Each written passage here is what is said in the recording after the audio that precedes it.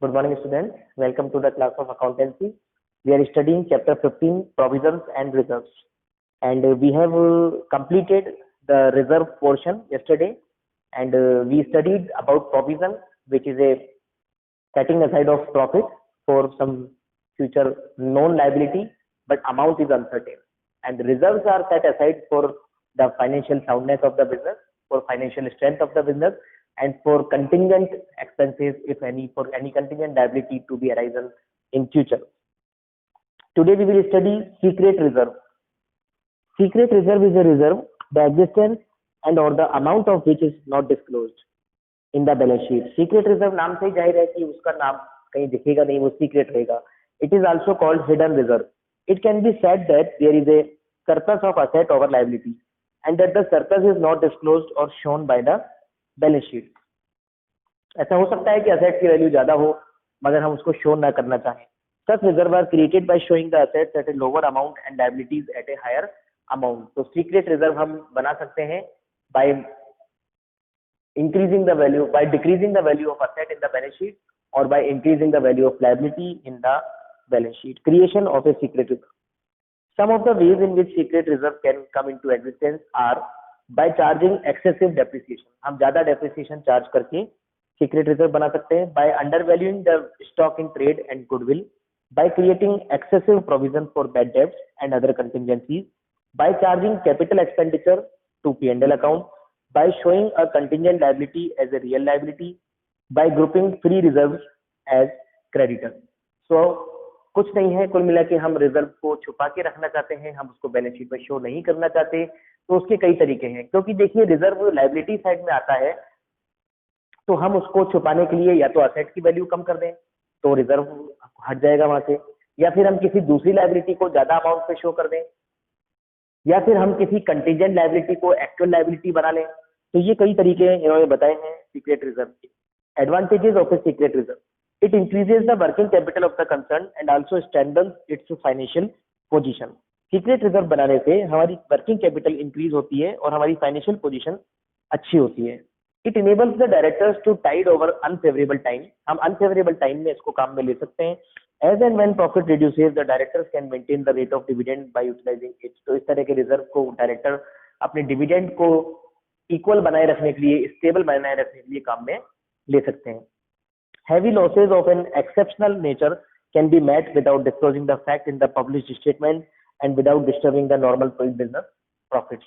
तो इस तरीके से हम जो exceptional losses हो जाते हैं, कभी कभी extraordinary losses हो जाते हैं, उनको भी कवर कर सकते हैं. Disadvantages of a secret reserve. The balance sheet will not disclose true and fair position of the affairs of the business. सबसे बड़ी disadvantage इसकी यही है कि हमें बैलेंस शीट में फेर बदल करना पड़ेगा जो कि अकाउंटिंग प्रिंसिपल्स के अकॉर्डिंग सही नहीं है. इससे हमारा बैलेंस शीट का ट्रू एंड फेयर व्यू नहीं मिलेगा. Value of shares goes down in the market, क्योंकि हम इसमें क्या कर रहे हैं, प्रॉफिट को छुपा रहे हैं, और जब हम प्रॉफिट को डिस्क्लोज नहीं करेंगे तो हमारी बैलेंस शीट जो सामने यूजर्स हैं उनको अच्छी नहीं लगेगी और वो अपने शेयर्स डिसइन्वेस्ट कर सकते हैं. तो इससे हमारे शेयर्स की मार्केट वैल्यू कम हो जाएगी. The shareholders do not get their due shares of profit from the business. और एक तरीके से ये शेयर होल्डर्स के साथ धोखा भी है कि हम उनको ऐसा दिखा रहे हैं कि प्रॉफिट्स नहीं है, और जब प्रॉफिट्स नहीं होंगे तो उनको डिविडेंड भी कम मिलेगा. Difference between reserve and provision हमारा आज का लास्ट टॉपिक है. ये reserve is an appropriation of profit का हमने पढ़ा था. रिजर्व चार्ज नहीं होता, वो प्रॉफिट का एक हिस्सा है, जबकि provision is a charge of profit, charge against profit. Reserve is created to strengthen the financial position and to meet unforeseen liabilities or losses. वो फाइनेंशियल पोजीशन को साउंड करने के लिए और अनफोर्सीन लायबिलिटीज को मीट करने के लिए बनाया जाता है. Provision is made to meet non liabilities और contingency when amount is not determined. जबकि प्रोविजन बनाया जाता है किसी नॉन लायबिलिटी के लिए जिस लायबिलिटी का हमें पता है मगर हमें उसका अमाउंट पता नहीं होता. Effect on profit. It is debit. Reserve is debited to P&L appropriation account, hence profit is not affected. And provision is debited to P&L account, hence profit is reduced. Provision से profit reduce होता है. Investment. Reserve may be invested outside the business. Reserve को हम business के बाहर भी invest कर सकते हैं, जबकि provision cannot be invested.